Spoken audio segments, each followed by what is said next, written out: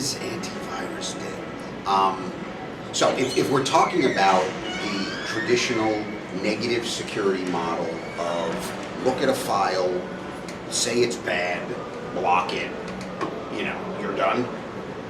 I wouldn't say it's dead, I would say it's ineffective at this point. Because the reality is there are too many technologies that the attackers and adversaries are using to evade that kind of detection mechanism to make that sufficient by itself, right? Will you always have a role for file reputation, as they're calling it now? To say, hey, I've seen this file before, I want to know what this file is, or this extract, or some aspect of an executable that could be part of a bigger malware package. You bet, right? So the core function, the core technology that's there, I think, is still very applicable. It has to be wrapped within a much broader, advanced malware prevention, detection, as well as investigation approach to ensure that you know what's happening to those devices and you're in a position to, figure it out as it's happening on, kind of that environment.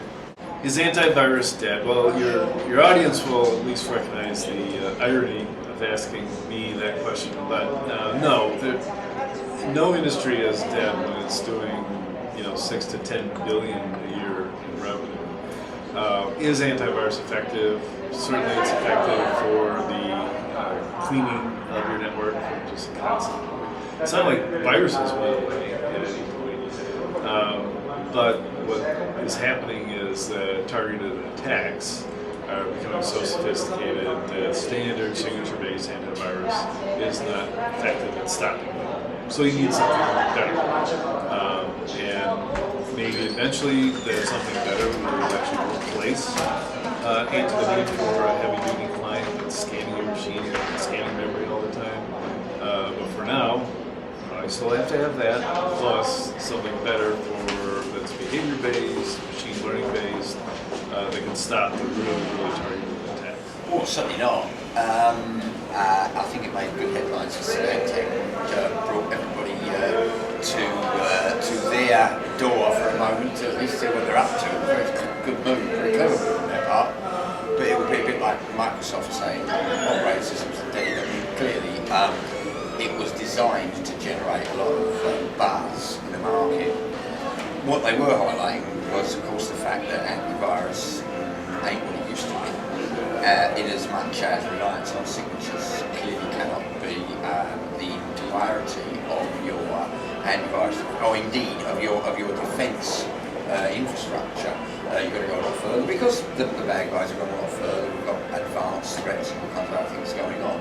But traditional antivirus is probably still stopping a portion of total threats, and I don't know what the percentage has really gone down, but X%, whatever it is, of threats can still be called by antivirus. So why not? Antivirus has some effectiveness, but the way malware works, almost all malware is 0 day because of the creation of malware toolkits, so it's not as effective as it used to be, and one has to wonder if it's appropriate in all instances, but it's certainly not a panacea that it used to be. I would say, I'd have to say no, it's not. It's alive and well. When we do studies, which is the kind of research that we conduct in, 100% of the organizations that are surveyed have deployed antivirus. So in that sense, it's not dead. It's certainly under some strain, though. The signature-based approach, as we all know, is more difficult. These days, the malware is engineered to morph and change rapidly, and so the signature-based approach has a harder time keeping up. So I would say it's less effective. Definitely not dead. It's almost like asking our seatbelts dead, because we also have airbags now, but it doesn't mean that we all get rid of our seatbelts. We have more of a defense-in-depth approach. So not dead, definitely under some strain and needs to be complemented by other technologies, but yeah, that'd be my answer. Alive and well. It certainly doesn't seem to be completely dead, but it does seem that there are some challenges. And I think increasingly, for a lot of people, the act of protecting against viruses with antivirus software is starting to feel a little bit onerous. And the update cycles that individuals go through and that organisations in particular go through can start to have an impact on the organisation that, well, perhaps offsets some of the value that's gone out of antivirus. That said, we still live in a world where there are an awful lot of threats, so something needs to be done.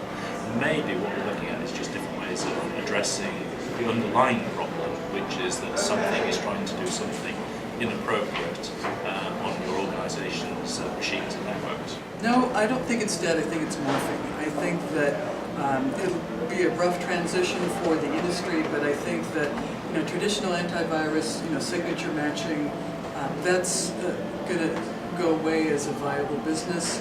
And you'll see a lot more emphasis on using the free stuff, where enterprises can do that and still meet their compliance requirements. But the technology is morphing to look at behavior, and there's a lot of innovation happening on the part of some startups who I anticipate will end up being acquired by the traditional antivirus vendors, so that they can continue to maintain some kind of a revenue stream. So, for example, Bromium is doing some very unique things. I think eventually they'll be acquired by one of the traditional antivirus vendors. I mean, this is speculation on my part, but it seems like a logical evolution. Vendors aren't going to willingly give up those revenue streams if they don't have to, but they've got to do something because traditional antivirus is just not adequate in the kind of threat landscape that we're looking at today.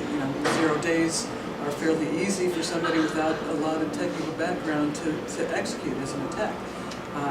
Just the whole ecosystem of cybercrime underworld, however you want to call it, just makes it too easy for somebody with some resources and a little bit of know-how to execute a pretty sophisticated attack. So it's going to morph. Is it as effective as maybe it was back in the 80s and 90s? I don't think anyone will say that it is. Is it still a layer in security? Yes. How much? Well, no one really knows. The arguments vary from it's almost ineffective to, hey, it's 30-40% effective. The thing is that it's not dead because no real big company, no CISO is really going to sit there and say, you know what, we don't have confidence in antivirus yet, we're going to take it out. There's just too much riding on that. You don't want to be at the wheel if your company gets infected with Slammer or I Love You or Nimda because it was bouncing around somewhere and it found your system that doesn't have those basic protections in place. So I don't think it's dead. It's just one layer. The layer's probably thinner than what it was before, but it's been around and it's going to be around for a while. I think its death is a little over-exaggerated because it does still have its place, and that there are so many known threats that can be used as a first-line defense against known threats. But it is no longer in any way effective by itself. There are so many zero-day threats, highly targeted, fast mutating threats, and therefore you need something that is a lot more proactive than the use of reactive signatures. And this is leading to a load more innovative technologies in areas that can prevent a lot more threats than previously, and that AV is certainly equipped to handle. But it is still not only, it's not possible just to prevent all threats getting into an organisation, and you must assume that you are going to be breached and take other defensive measures as well to detect and respond to those threats.